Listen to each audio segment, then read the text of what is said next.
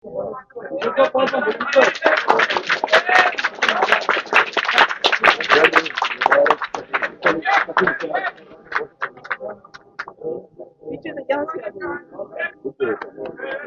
हमारी इंशाल्लाह, जीत हमारी इंशाल्लाह, जीत हमारी इंशाल्लाह।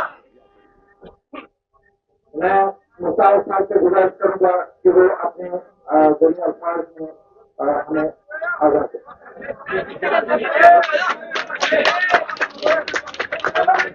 General Secretary Longstaff, Page, Rajkiru to the music to Indian Secretary, खासकर विशाल साहब वो आज में पार्टी ज्वाइन कर मैं इनका पार्टी में इस्तेमाल करना करती हूँ और मुझे खुशी है कि आज जो ये हमारी जमात में आए हैं उससे हमारी जमात मजबूत हो जाएगी और हमारी पार्टी का एक एजेंडा है, एक कमिटमेंट है लोगों के साथ।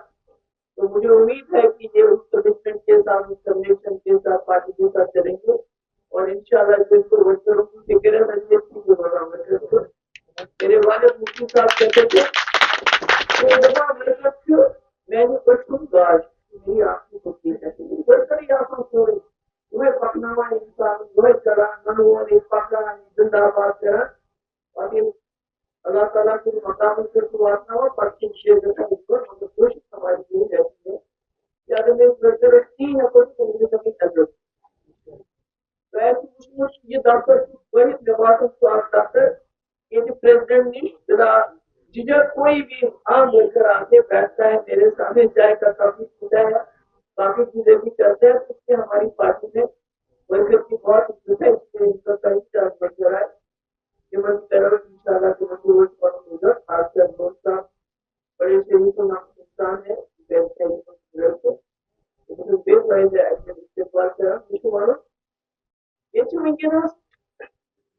मामूल पार्टी ग्रामीण वे लड़ने अच्छी सरकार बनाओ कहते हैं हमने सरकार बनाई और 47 से लेकर आज तक उन्होंने इलेक्शन जो लड़े हैं सिर्फ सरकार बनाने के लिए लड़े, इसके अलावा कोई मकसद नहीं होता है, कोई मुद्दा नहीं होता है।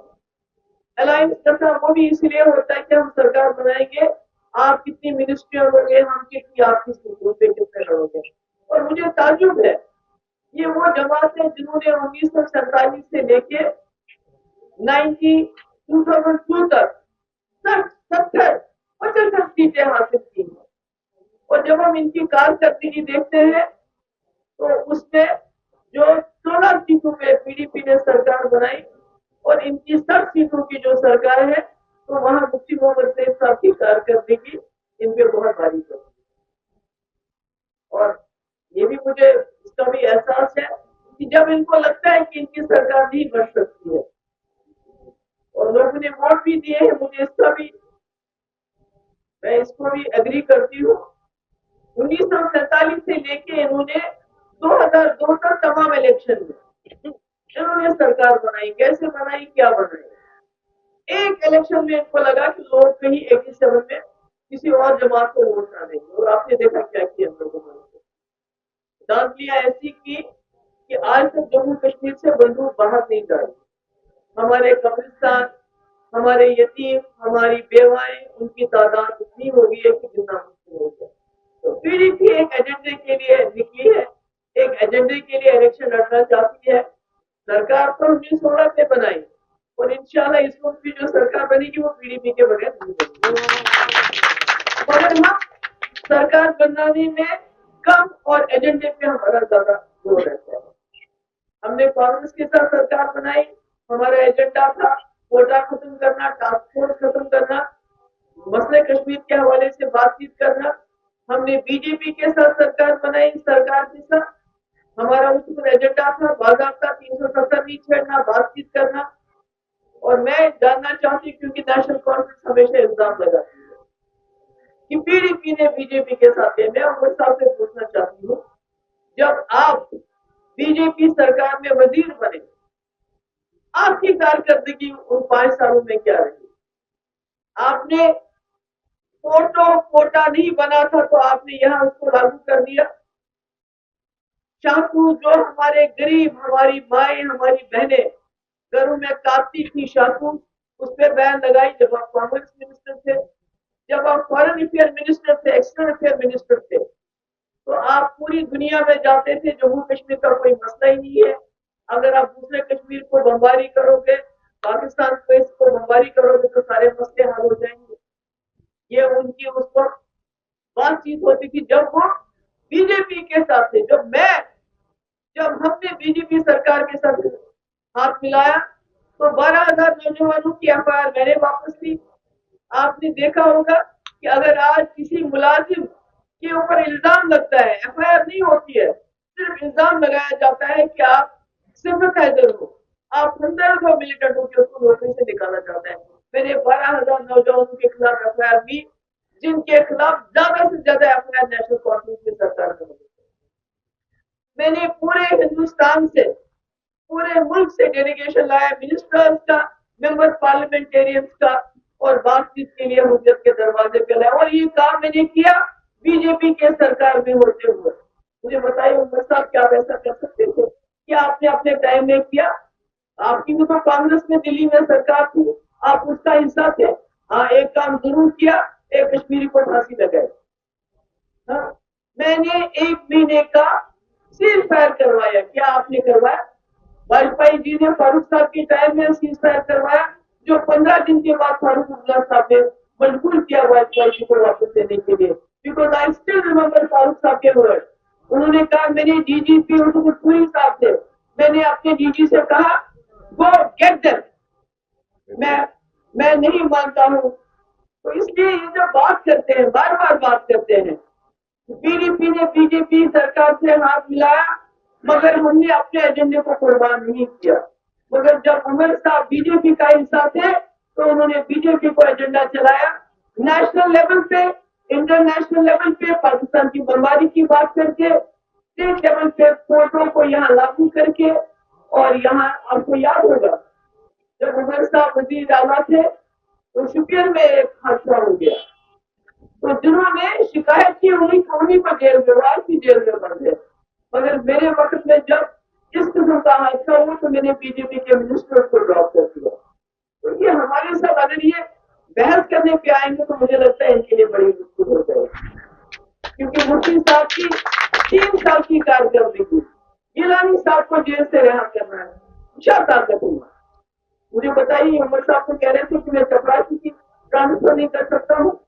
अगर ये ताकत है हुर्रियत लीडरों को जेल से रिहा करना, बीजेपी की बातचीत करवाना, सेपरेटिस्ट अडवाणी जैसे, तो वो पीडीपी करवा सकती है और कोई नहीं करवा सकता है।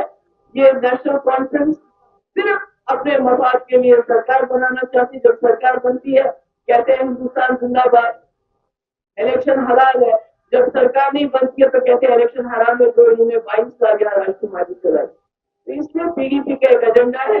मुझे खुशी है मुश्ताक साहब जैसे लोग इस एजेंडे के साथ जुड़ रहे हैं, क्योंकि हमारा ये मानना है कि जम्मू कश्मीर को इस खून खराबे से, इस मुसीबत से बाइज़ तरीके से बाहर निकालने के लिए पीडीपी का एक अहम रोल बनता है।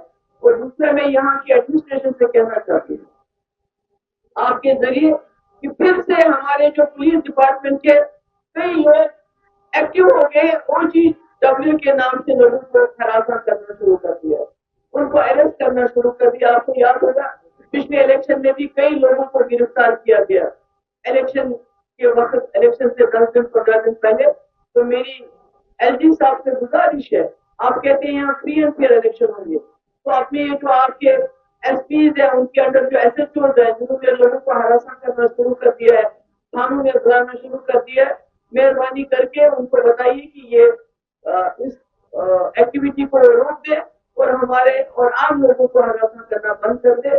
तो मेरी यही बात आपसे कहने की बहुत बहुत शुक्रिया। बड़े उठाने हो रहे हैं, उसका रामबाग को फिर से के साथ जोड़ा जा रहा है। साथ में यही देवेंद्र सिंह राणा कल स्टेटमेंट दिया है कि उमर साहब ने 2013 में बीजेपी के साथ हाथ की कहीं कोशिश की है। दोनों क्वेश्चन साथ। देखिए, सबसे पहली बात यह है कि जब राम माधव और हमारी बातचीत चल रही थी मरकजी सरकार के साथ, बीजेपी के साथ थे, तो वो सब जानते थे, खुल के किया हमने, और हमने अपना एक एजेंडा लाया और उस एजेंडे को इम्प्लीमेंट किया। तो हम उमर साहब की तरह चुपके ये तो रविंद्र रैना जी तो आप कह रहे हैं, मगर आजाद स्वामी को कहा ये रात को जाके मिल के आते हैं उनको, हम कोई चीज चुपके चुपके नहीं करते हैं। राम माधव आए होंगे, हमारा उनके साथ कोई कांटेक्ट नहीं है और न शायद कांटेक्ट होगा, क्योंकि हमने उस वक्त मोदी जी के साथ ये सोच के हाथ मिलाया था कि ये एक बड़ी ताकत के साथ आ गए, ये वाजपेयी जी का एजेंडा आगे चलाएंगे। और यही वजह है कि महसूद वजीर आला पहली वजीर आला जम्मू कश्मीर की जिन्होंने सेपरेटिस्ट को खत लिखा कि आप बातचीत की दावत दी मैंने उनको, मुझे बताइए कौन वजीर आला कर सकता है। बाकी देवेंद्र रैना इनके दोस्त हैं, वाकिफ हैं इनके। जब वो कहते हैं कि 2014 में खुद हमारे साथ अमित शाह जी से मिलने गए कि हम बिला शर्त को शुरू आपके साथ सरकार बनाना चाहते हैं, हम तो जो काम करते हैं डंकी की चोट पे करते हैं, दिन दहाड़े करते हैं और बता के करते हैं, हम कोई छुपके छुपके कोई काम नहीं करते। बीजेपी के साथ आपके पता ही नहीं, मैंने कहा कि हमने बीजेपी के साथ जम्मू कश्मीर के मसले के हल के लिए हाथ मिलाया था कि अगर मुफ्ती साहब को वजीर आला बनना होता तो वो कांग्रेस के साथ मिलकर भी बन सकते थे। तो हमारा एजेंडा था रेजोल्यूशन, जिसके लिए आपको याद होगा कि अशोक जेटली भी यहाँ आए बातचीत के लिए, रामविलास पासवान आए, होम मिनिस्टर आए, मगर हुर्रियत वालों ने दरवाजे नहीं खोले तो मैं क्या करूं। तो आज तो कोई गुंजाइश ही नहीं लग रही है कि खुदा ना खास्ता जो जो जो हमें ये ख्याल था कि वाजपेयी जी की बात को आगे चलाएंगे, आज उन्हें सारा फिक्र फिक्र कर दिया बीजेपी को। अगर हम देखें लीडर में आ रहे पीडीपी में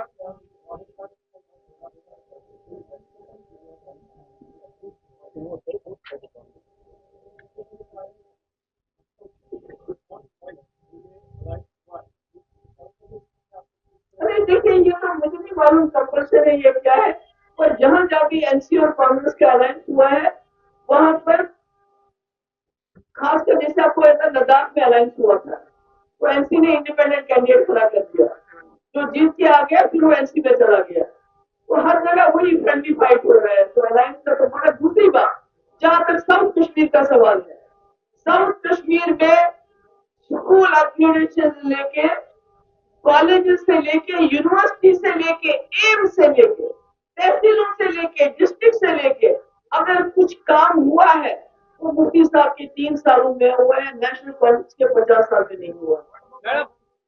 sorry, most welcome. Rahul Gandhi Kashmir आना चाहते हैं, अपनी पार्टी के लिए प्रचार करना चाहते हैं, उनको पूरा हक है। मैडम, पीडीपी में हुर्रियत नेता आ रहे हैं, क्या हम माने पीडीपी की विचारधारा अब असरअंदाज हो रही है हुर्रियत वालों? देखिए, पीडीपी की विचारधारा किसी से अंदरअंदाज हो, हमने जब बीजेपी के साथ ही हाथ मिलाया तो हमारा अपना एजेंडा चलाए। देखो, मैं 12,000 नौजवानों की एफआईआर वापस नहीं ले सकती थी अगर मैंने बीजेपी का एजेंडा चलाया होता। मैं चिट्ठी नहीं लिखती हुर्रियत वालों को, इसलिए पीडीपी को अपने एजेंडे पे भरोसा है और वो प्रैक्टिकल है, वो रियलिस्टिक है। वो बात हो सकती है, हम कहते हैं रास्ते खोलो, बीजेपी कहती है हम उस कश्मीर को वापस लाएंगे, हम कहते हैं पहले उस कश्मीर और इस कश्मीर के रिप्रेजेंटेटिव को एक ज्वाइंट काउंसिल में तब्दील करो। तो हम तो एक रियलिस्टिक सोल्यूशन दे रहे हैं ना। हम कहते हैं जहां जहां सिचुएशन इंप्रूव हो गई है वहां फौज को निकाल के बैरक्स में वापस भेजो, जहां जहां मुफ्ती साहब ने निकाला था, अनंतनाग में कई जगह पे निकाला, जहां पर यूनिवर्सिटी बनी, कॉलेज बने। तो हमारा तो जो पीडीपी का जो सोल्यूशन है वो हमेशा रेलिवेंट रहेगा तब तक जब तक मसले कश्मीर हल नहीं होगा। Thank you.